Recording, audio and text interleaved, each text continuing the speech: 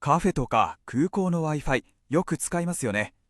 その時 VPN をオンにして、よし、これで安全だって思ったことありませんか？仕事のメールとかネットバンキングとか VPN を使ってるから大丈夫、そう信じてる。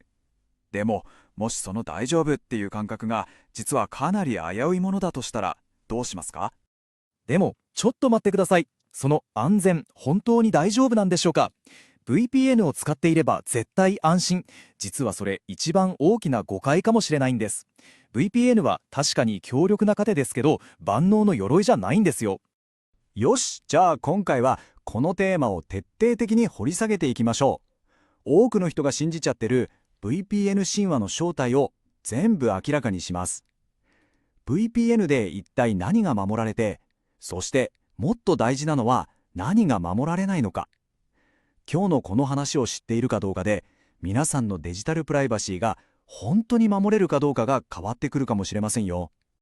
ではまず、そもそも VPN って一体何をしてくれるものなのか、その基本の木から見ていきましょうか。この基本をしっかり押さえることが神話を解体する第一歩ですからね。例えばですよ、VPN を使わずにカフェの Wi-Fi につなぐってことは、言ってみれば大事な手紙をハガキで送るようなものなんです。誰でも中身を読めちゃう。同じ Wi-Fi を使ってる誰かに通信内容を全部覗き見される可能性があるってことなんですよ。そんな状況で銀行口座にアクセスするなんて、考えただけでもちょっとゾッとしますよね。そこで登場するのが VPN です。VPN は皆さんのデータをですね、暗号化された特別なトンネルでがっちり包み込んでくれるんです。まさにこれ、デジタル世界の現金輸送車みたいなもの。外からは中に何が入っているのか全然見えなくしてくれる。これが VPN の基本的な役割なんですね。じゃあ、具体的に何を守ってくれるのかっていうと、主にこの3つですね。まず、あなたのネット上の住所である IP アドレスを隠してくれる。それから、カフェとか空港での盗聴リスクをぐっと減らしてくれる。そして、あなたがどのサイトを見てるかなんていう情報を契約しているプロバイダーから見えなくしてくれる。これだけ聞くとめちゃくちゃ頼もしいですよね。でも、ここからが今回の本題です。この強力な盾でもカバーしきれない範囲、つまり、僕たちがこれで安全だって思い込んじゃってる部分にこそ本当のリスクが隠れているんです。さて、ここからが今回の話で本当に一番大事なところです。ほとんどの人が見過ごしている VPN の限界、つまり死角について話していきます。ここを知らないまま VPN は万能だって信じていると、実はとんでもないリスクを抱えたままになっちゃうんですよ。VPN では防ぎきれない死角は大きく分けるとこの5つです。まずはこのスライドで全体像をざっと見て、この後1つずつじっくり解説していきますね。例えばまず1つ目のデバイス上のアクション。これスマホのアプリが勝手に位置情報を集めたりするような動きのことなんですけど、こういうのは VPN じゃ防げないんですよ。そして2つ目の死角。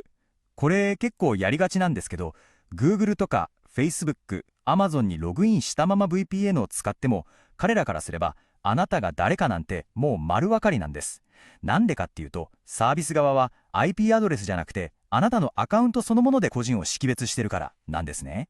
これ意外と盲点じゃないですか。3つ目、そしてこれが一番重要かもしれません。なんと VPN プロバイダー自身がリスクになる可能性があるということです。ノーログポリシーって聞いたことありますかね。利用者の通信記録は一切取りませんよっていう、約束みたいなものです。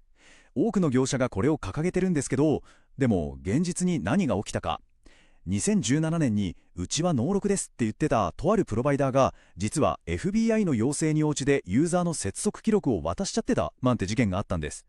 つまり口で記録しませんっていうのは簡単だけど、それが本当に守られているかどうかが一番の肝になるわけです。4つ目はマルウェアとかフィッシング詐欺ですね。これは VPN の専門外なので防げないのは当然といえば当然です。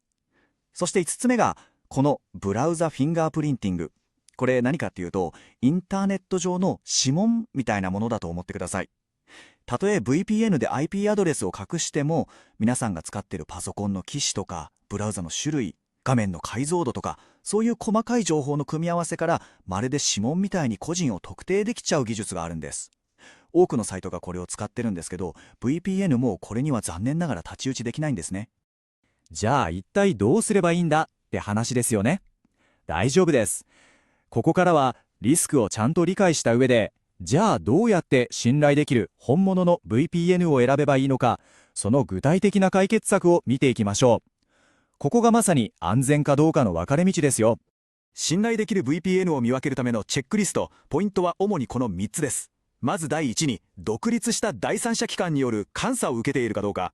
自分たちで安全ですっていうだけじゃなくて、専門家のお墨付きがあるかってことですね。次に、プロバイダーの拠点国がどこか。これがめちゃくちゃ大事で、アメリカとかイギリスみたいな国は政府が企業におい情報出せって強く言える監視同盟に入ってるんです。だからそういう国に拠点を置かないプロバイダーを選ぶのが賢明です。そして最後に実績。実際に裁判とかでうちは本当にログを持ってませんってことを証明したことがあるか、これが何より強力な証拠になりますからね。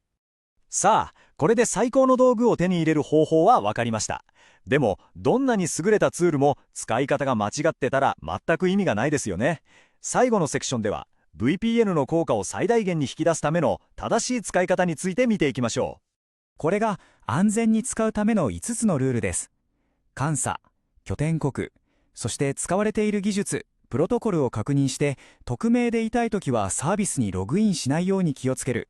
そして何より、特にカフェとかの公共の Wi-Fi ではもう常に VPN をオンにしておく。これを習慣にしちゃうのが一番です。最近の VPN サービスって一つの契約で家族みんなのデバイス、例えばお父さんのパソコン、お母さんのスマホ、お子さんのタブレットまで全部同時に保護できるものが増えてるんですよ。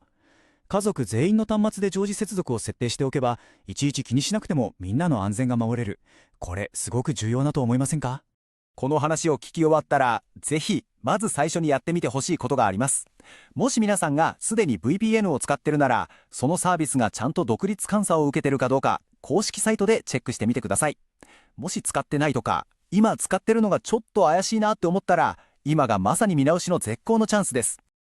結局のところ、今回僕が一番伝えたかったのはこの一言につきます。 VPN は決して魔法の箱なんかじゃない、すごく強力な道具なんです。そして道具っていうのは、その使い方を知っている人だけが本当の価値を引き出せるんですよね。使ってるから大丈夫っていうなんとなくの安心感から、仕組みをちゃんと理解して賢く使えてるっていう能動的な安全へ。皆さんのその意識の変化こそが、これからのデジタル世界で皆さん自身を守る最強の盾になるんです。